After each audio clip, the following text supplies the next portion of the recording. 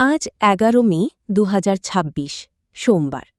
আজকের গ্রহ নক্ষত্রের অবস্থান অনুযায়ী ১২টি রাশির সংক্ষিপ্ত পূর্বাভাস দেওয়া হল।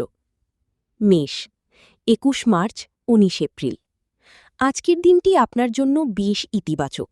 কর্মক্ষেত্রে নতুন কোনো দায়িত্ব পেতে পারেন। আর্থিক দিক থেকে উন্নতির যোগ রয়েছে, তবে খরচের বিষয়ে সচেতন থাকা ভালো। বৃষ ২০ এপ্রিল ২০ মে। মানসিকভাবে শান্ত থাকার চেষ্টা করুন। পুরনো কোনো বন্ধুর সাথে দেখা হতে পারে।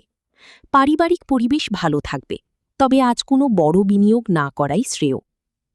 মিথুন ২১ মে ২০ জুন। আজ সৃজনশীল কাজের জন্য দারুণ সময়। আপনার মেধা ও পরিশ্রমের স্বীকৃতি পেতে পারেন। প্রিয়জনের সঙ্গে ভুল বোঝাবুঝি মিটে গিয়ে সম্পর্কের উন্নতি হবে। কর্কট ২১ জুন ২২ জুলাই। ব্যবসায়িক দিক থেকে আজ লাভের মুখ দেখতে পারেন। শরীরের দিকে একটু নজর দিন, বিশেষ করে খাদ্যাভ্যাসের পরিবর্তন প্রয়োজন হতে পারে। দূরে ভ্রমণের পরিকল্পনা সফল হতে পারে। সিংহ ২৩ জুলাই ২২ আগস্ট। কর্মক্ষেত্রে নেতৃত্বের সুযোগ আসতে পারে। সন্তানদের নিয়ে দুশ্চিন্তা কমবে।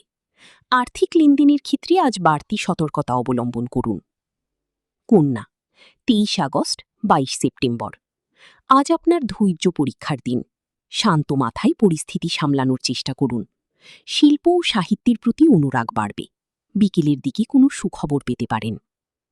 তুলা ২৩ সেপ্টেম্বর ২২ অক্টোবর। সামাজিক কাজে ব্যস্ততা বাড়তে পারে। পরিবারের বয়োজ্যেষ্ঠদের স্বাস্থ্যের প্রতি যত্ন নিন। নতুন কোনো পরিকল্পনা শুরু করার জন্য আজকের দিনটি শুভ।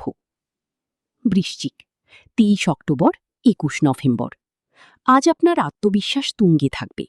কর্মক্ষেত্রে সহকর্মীদের সহায়তা পাবেন, তবে তাড়াহুড়ো করে কোনো সিদ্ধান্ত নেবেন না, এতে হিতে বিপরীত হতে পারে। ধনু ২২ নভেম্বর ২১ ডিসেম্বর। আর্থিক সচ্ছলতা বজায় থাকবে। আটকে থাকা কোনো কাজ আজ সম্পন্ন হতে পারে। আধ্যাত্মিক বা দার্শনিক বিষয়ের প্রতি আগ্রহ বাড়তে পারে। মকর ২২ ডিসেম্বর ১৯ জানুয়ারি। অতিরিক্ত পরিশ্রমের কারণে ক্লান্তি আসতে পারে। জীবনসঙ্গীর সাথে সময় কাটান, এতে মানসিক প্রশান্তি মিলবে। অযথা বিতর্কে জড়াবেন না। কুম্ভ ২০ জানুয়ারি ১৮ ফেব্রুয়ারি। আজ আপনার জন্য নতুন সুযোগের দরজা খুলতে পারে। শিক্ষার্থীদের জন্য দিনটি অত্যন্ত শুভ। ছোটখাটো চোটাঘাত থেকে সাবধান থাকুন। মীন ১৯ ফেব্রুয়ারি ২০ মার্চ। শিল্পীদের জন্য আজকের দিনটি বিশেষভাবে ফলপ্রসূ হবে। বাড়িতে অতিথি আগমনের সম্ভাবনা রয়েছে। আর্থিক সঞ্চয়ের দিকে মনোযোগ দিন।